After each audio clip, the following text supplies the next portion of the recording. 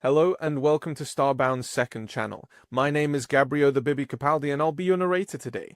But before we get into today's story, please do check down below that you are subscribed to the channel. It's 100% free and helps us pop up on your feed a bit more often.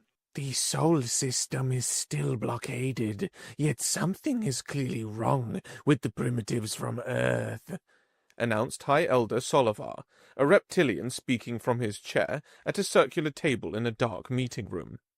Humanity has selected a novice warrior for today's life or death contest. Can any of the respectable ones understand why they would make such a stupid decision? Why can't they just stay contained in their world and play our deadly game like they're supposed to? From the comfort of his own chair, Ektol's long, fluffy ears captured Solivar's words with little interest. His silken black fur draped over his muscular frame like a royal cloak, each strand catching the dim light of the chamber and reflecting it in muted shades of silver. Unlike the other council members, who leaned forward eagerly, Ektol reclined with indifference, his crimson eyes half-lidded beneath heavy brows. The other two species of this alliance seemed to take pleasure in playing games and observing the fates of the primitives confined to their worlds, but Ektol, and his own species, were different. They only cared about the original purpose of these duels, an excuse to eliminate any potential warrior species that might become strong enough to compete with the Alliance, all while pretending to their citizens that those species actually had a chance.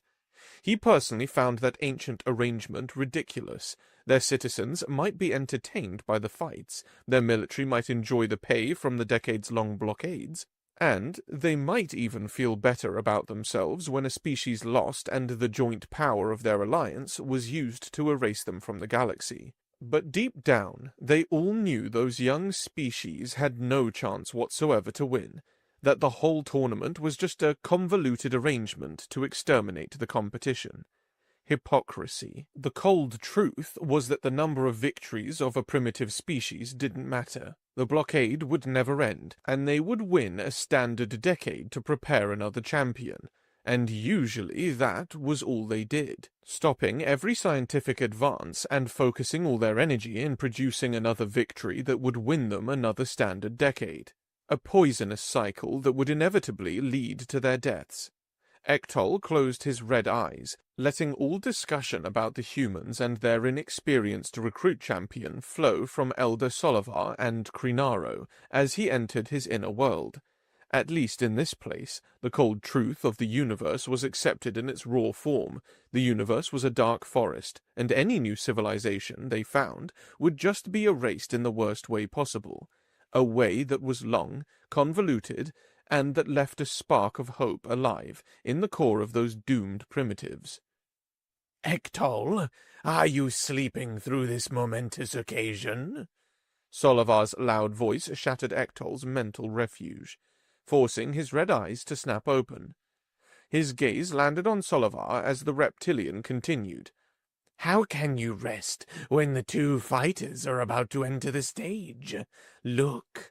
A scaled claw jabbed toward the virtual reality projection on the center of the table, where spectators were filling the massive arena by the thousands.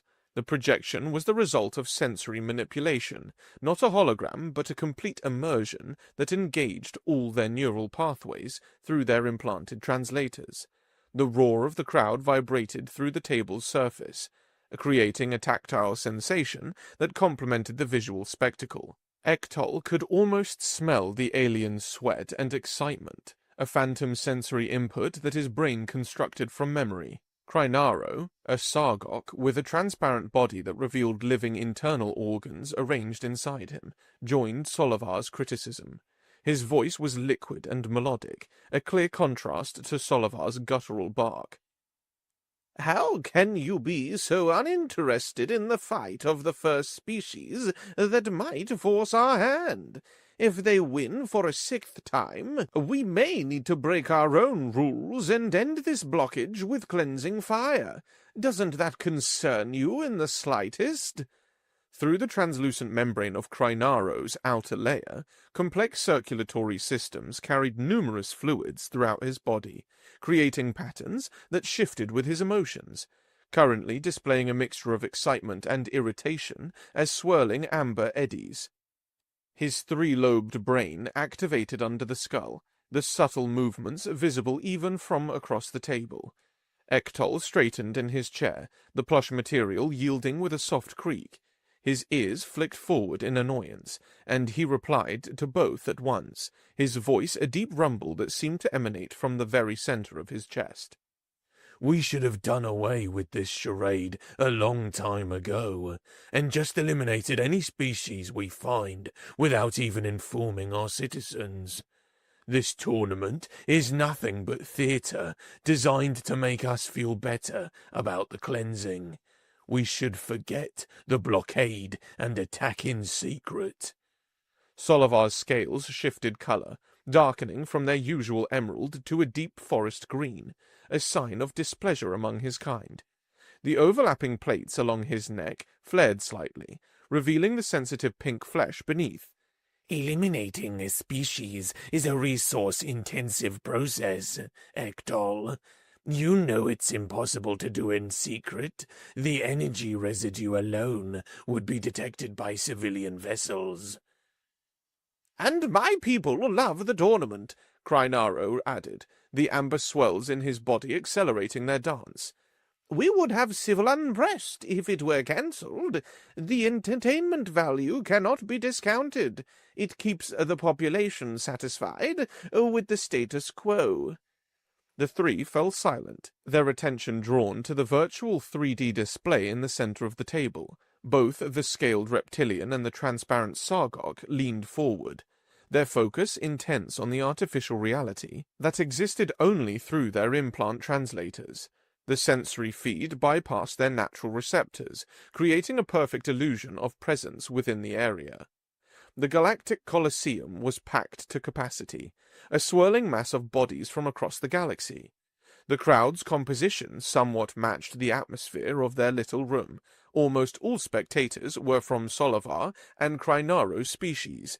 The reptilians occupied the lower tiers, their scales creating a mosaic of greens and blues that shifted with every movement of the crowd. The Sargok preferred the higher elevations, their transparent bodies refracting light, turning the upper galleries into a kaleidoscope of living flesh.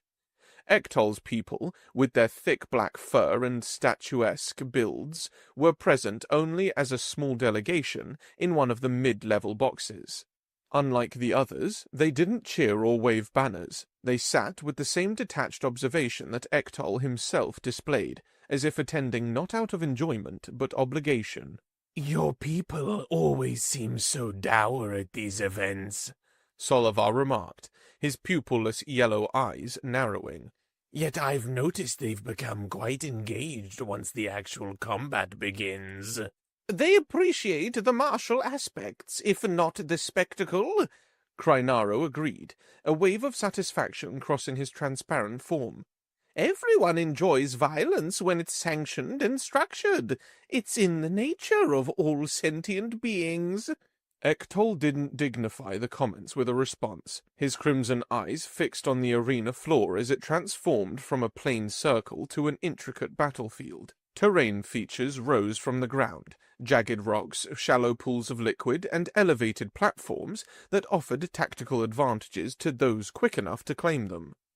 A Sargok announcer glided to the center of the arena, his transparent form enhanced with ceremonial pigments that turned his internal organs into a dazzling light show. His voice, amplified to reach every corner of the massive structure, silenced the crowd instantly. The vibrant colors shifted with each word, creating hypnotic patterns that mesmerized spectators, while simultaneously conveying complex emotional undertones that transcended mere verbal communications. Esteemed citizens of the Galactic Alliance, The announcer's voice resonated through the virtual feed with perfect clarity. Today marks a special occasion in our cherished tradition of the extinction duels. Before us stands a 5-time champion species facing a challenger for the right to continue their existence. The crowd erupted in a wave of cheers, stomps, and various species-specific expressions of excitement. The announcer raised his appendages, allowing the noise to crest before continuing. These duels remind us of the natural order of the cosmos, that survival must be earned through strength and skill. Today's match carries particular significance, as the human species has won an unprecedented 5 consecutive bouts, hoping the blockade of their world would end. A mixture of boos and cheers filled the arena. The humans were not popular among the Alliance species, their repeated successes creating an undercurrent of resentment. Yet in a display of either supreme confidence or foolish arrogance, humanity has sent not their champion, but a mere recruit to fight for their continued existence. The announcer's internal organs flashed with dramatic pulses of light. They have grown so confident after 5 victories that they no longer see the need to send their best. Let this be a reminder that pride precedes extinction. It cannot be arrogance. Perhaps they finally recognize the inevitable. Perhaps they've seen through our game and chosen to accept their fate with dignity. The humans clearly know their fighting strength means nothing when facing our military power and strategic superiority. Krynaro's body showed his skepticism, dark currents disrupting his usually smooth, fluid patterns. I suspect they're plotting something. Many species have tried unusual strategies when backed into a corner. All have failed, of course, but humans have proven unpredictable. The announcer's voice cut through their speculation. Approaching from the Eastern Gate, representing the Quarak Federation, I present to you Tak Vashar, 4-armed champion of the Obsidian Pits, undefeated in 17 challenges in his home world, crusher of bones and spirits alike, evolved in the crushing depths of methane seas, where pressure builds warriors worthy of our most sacred combat traditions. The eastern gate of the arena parted with a thunderous rumble, and a massive figure emerged through clouds of atmospheric enhancers designed to create a dramatic entrance. Tak Vashar stood nearly 9 feet tall, his brown skin thick and leathery like ancient tree bark. 4 powerfully muscled arms extended from a torso that seemed carved from solid rock, each limb ending in 3-fingered hands with black talons that could shred metal. His yellow eyes burned with primal determination beneath a heavy brow ridge covered in ceremonial scarification. The Quarak champion wore minimal armor, only strategic plates protecting vital areas, leaving most of his imposing physique exposed as a display of confidence. Each step Tak Vashar took left small indentations in the arena floor, an obvious proof of his incredible density and mass. He raised all 4 arms to the crowd, eliciting a roar of approval that shook the virtual sensors. When he reached the center, the announcer handed him a sonic amplifier. I stand before you as the shield of my species. Tak Vashar's voice boomed across the arena, deep and resonant like distant thunder. I will not dishonor my people or their trust. I will crush this human opponent, claim another decade of life for the Quarak, and end the panic that has gripped our homeworld since we were discovered by the Alliance. My victory is assured by the 4 moons of Korra and the strength they have blessed me with. He punctuated his speech by slamming his 4 fists together in a thunderous display of power, sending shockwaves through the arena floor.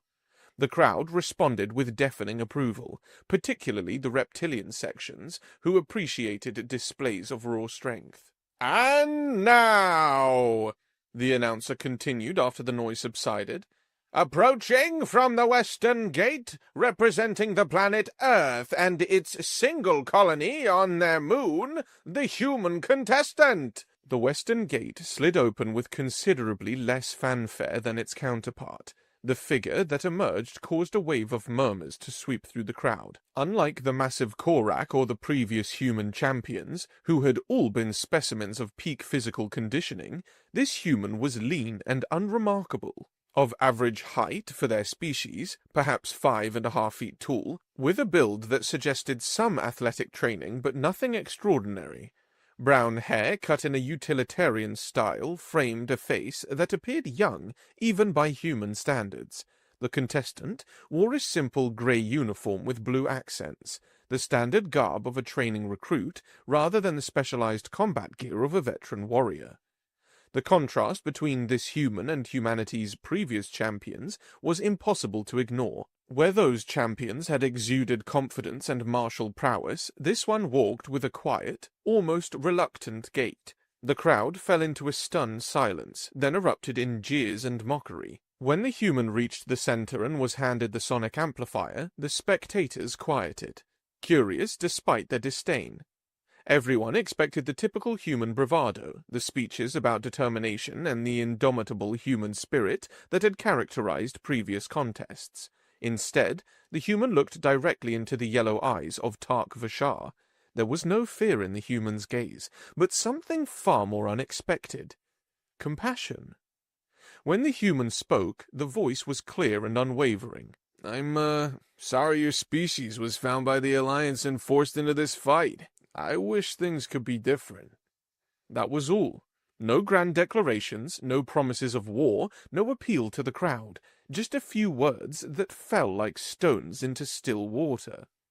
The silence that followed lasted only moments before the crowd erupted in outrage.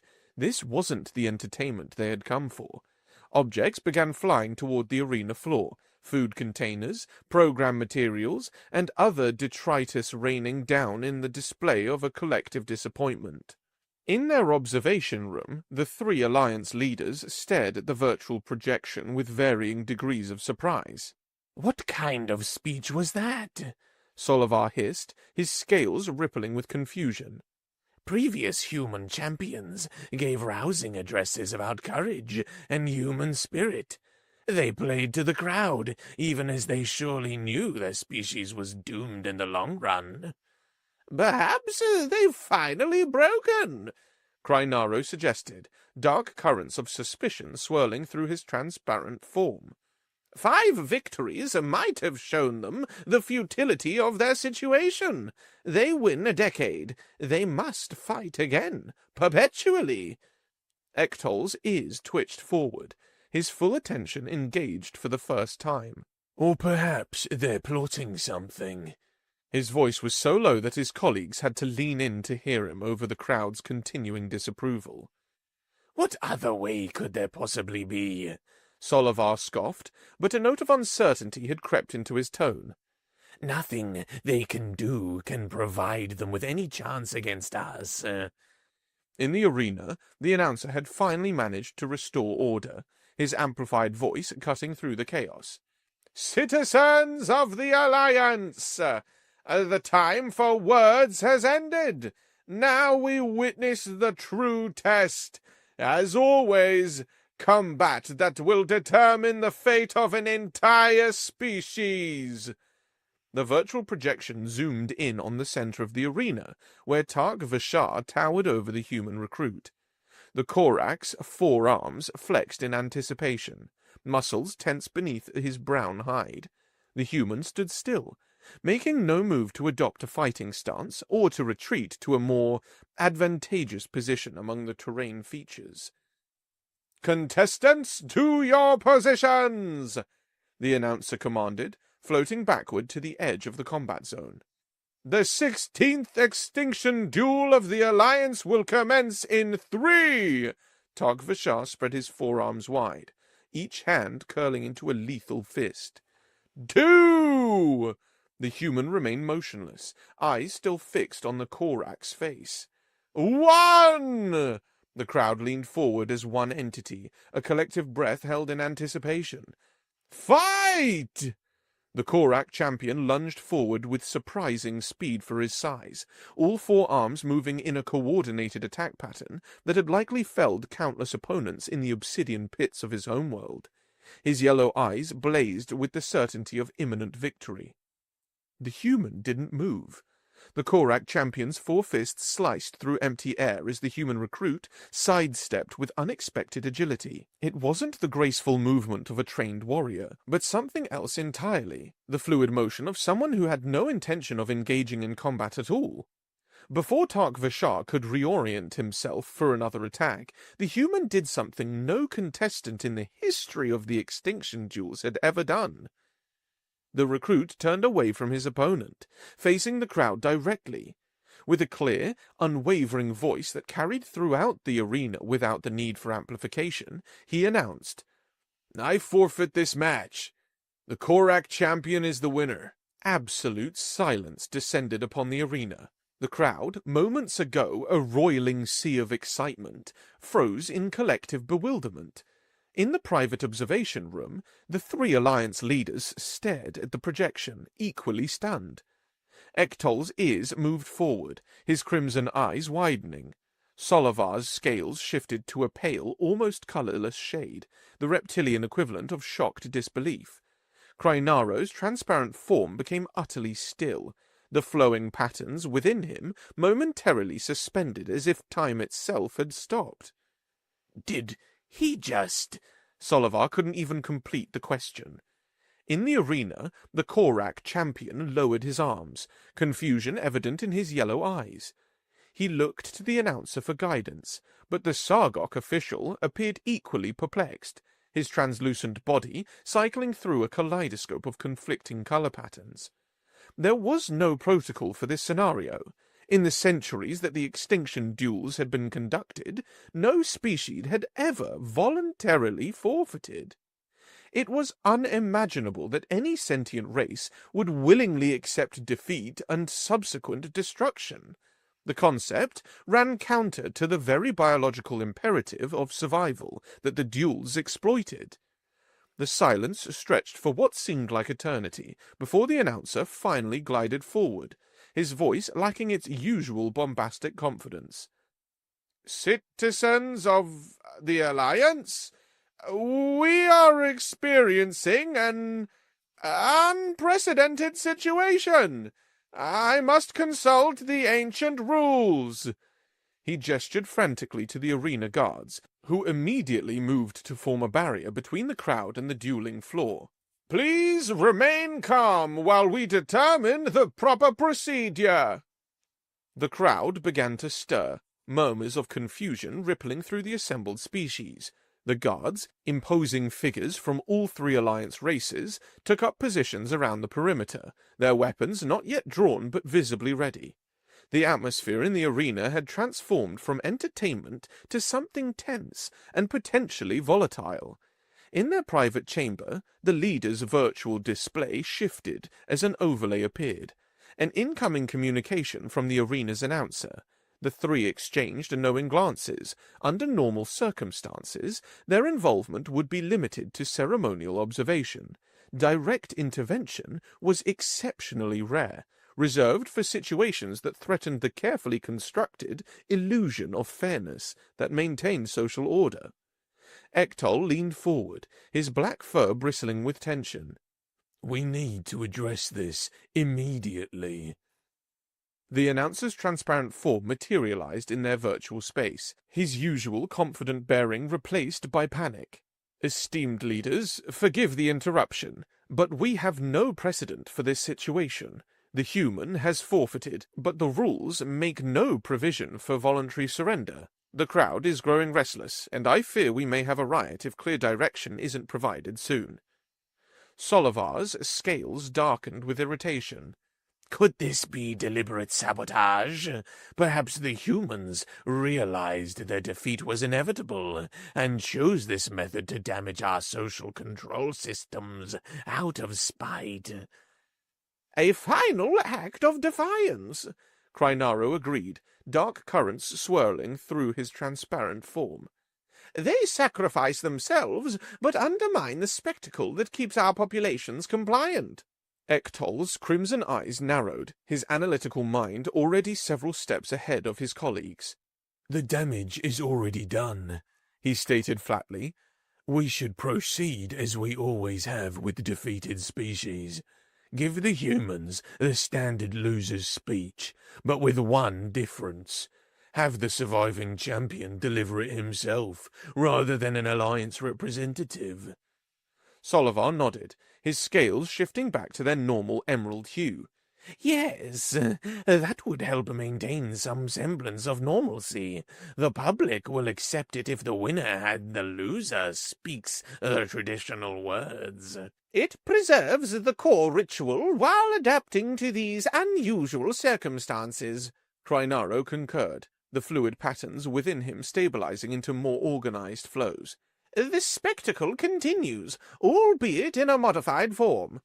They turned to the announcer's projection, who bowed in acknowledgement. I will implement your decision immediately, esteemed leaders. The overlay disappeared, replaced once more by the virtual projection of the arena. The announcer was returning to the center of the stage, all eyes, both in the arena and in the observation chamber, fixed upon him. Citizens of the Galactic Alliance! The announcer's voice had regained some of its theatrical confidence. After consultation with the ancient texts, we have determined that the Korok champion has indeed earned his species another decade of existence. He paused for effect, allowing a wave of relieved applause to wash through the crowd. The human submission constitutes recognition of defeat, and as is tradition, their champion will be permitted a final address before the blockade fleet becomes the cleansing fleet. The crowd's reaction was mixed, relief that the familiar pattern would continue, but rage at being denied the violence they had anticipated. Objects again flew toward the arena floor, though the security forces intercepted most before they could reach their targets. Reptilian spectators hissed their disapproval, tails lashing against seats. The transparent Sargok in the upper tiers glowed with bright, angry colors that turned their section into a chaotic light show of disappointment. Even Ektol's normally reserved species were showing signs of agitation, their fur bristling visibly even from a distance.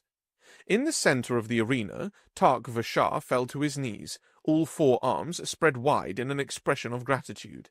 Tears streamed down his leathery face, carving glistening trails through the ceremonial markings on his cheeks. His massive frame shook with emotion, the enormity of what he had been given, the salvation of his entire species for another decade, overwhelming him completely. The human recruit stepped forward, accepting the sonic amplifier from the announcer. Unlike the Korak's emotional display, the human's face remained composed, almost serene. He waited until the crowd's noise had diminished to a dull roar before raising the amplifier to his lips.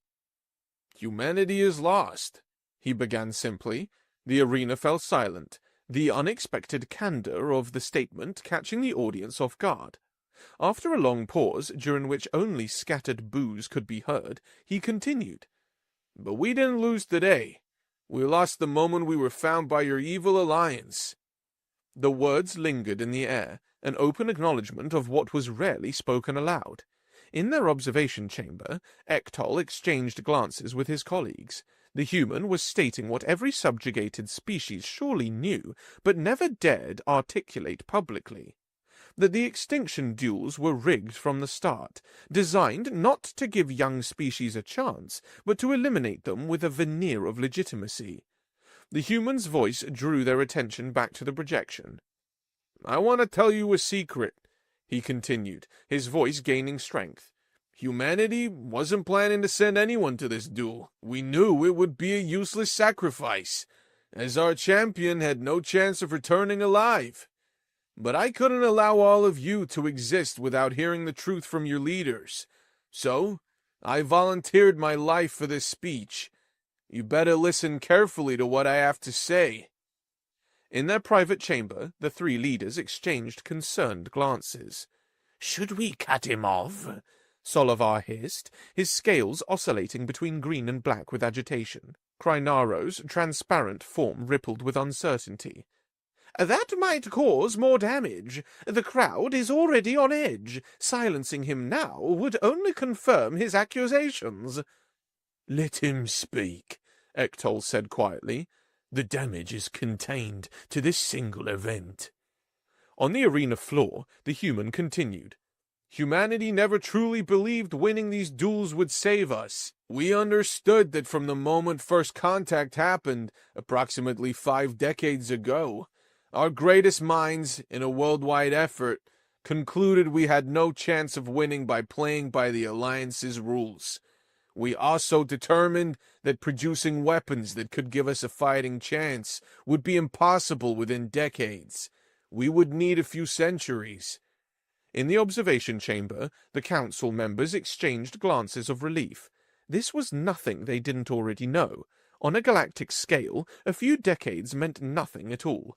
No matter how rapidly a species advanced, there was virtually no chance for newcomers to defeat an established power like the Alliance within such a short time frame. The human's voice grew stronger, addressing the crowd, but somehow making the 3 leaders feel as though he was speaking directly to them.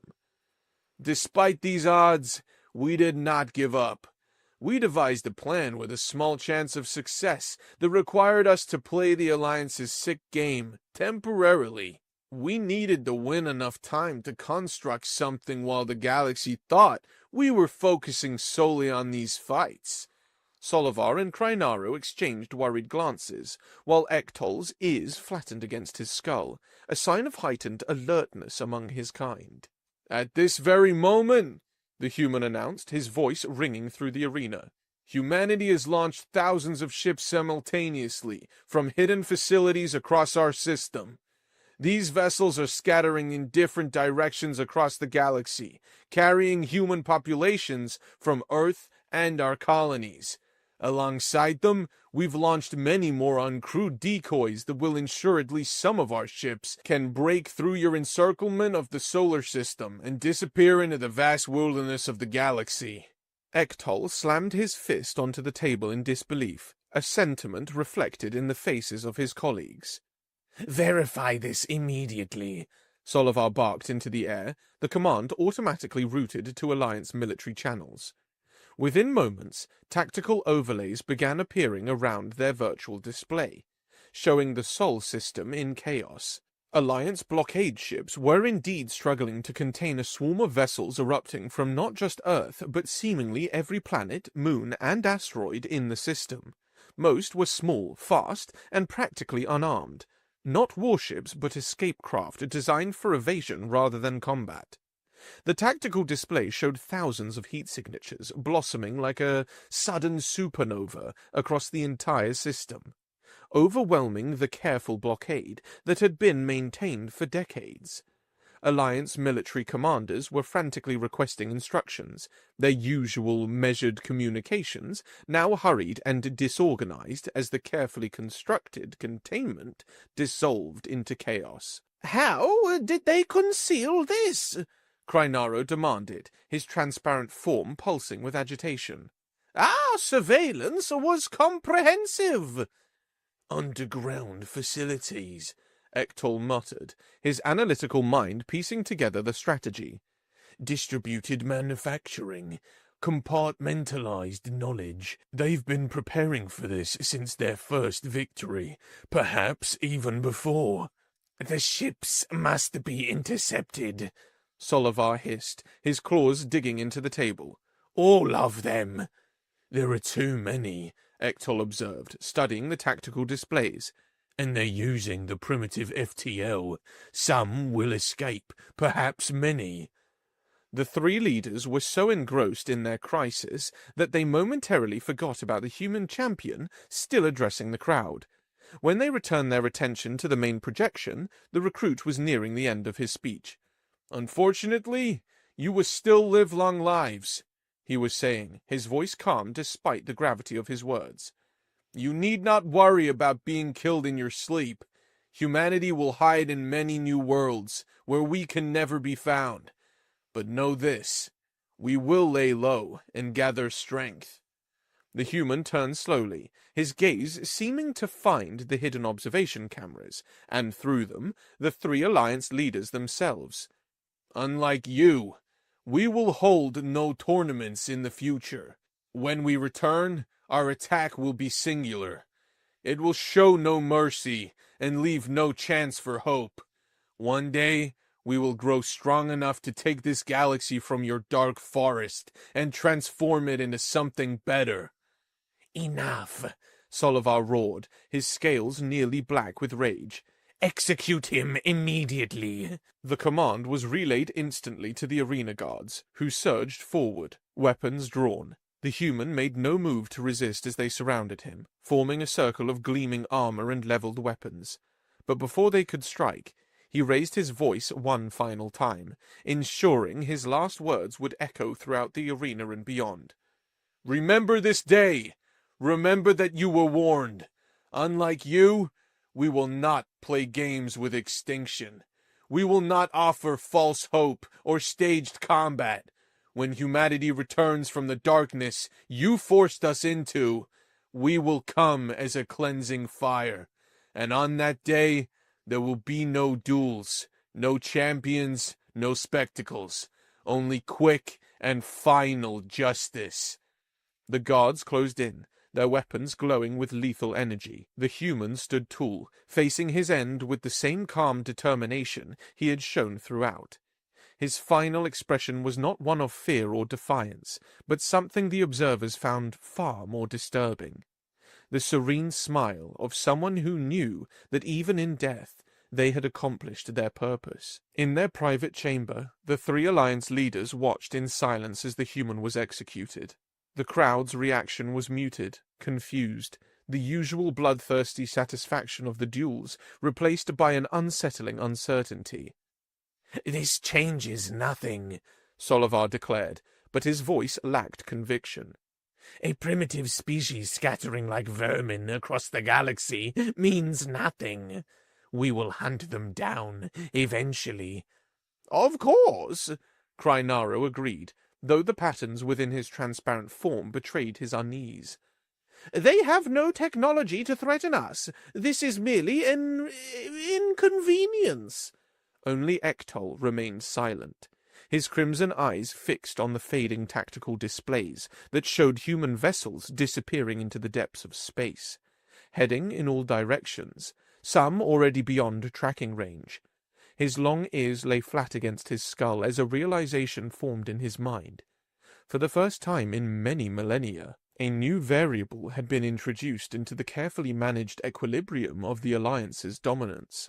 The universe was indeed a dark forest, as he had always believed, but now, somewhere in that darkness, a new predator was hiding, not yet dangerous, wounded perhaps, but with the potential to grow into something that even the Alliance might one day fear. And unlike the Alliance, this new predator would not announce its presence with spectacle and ceremony when it was ready to strike back.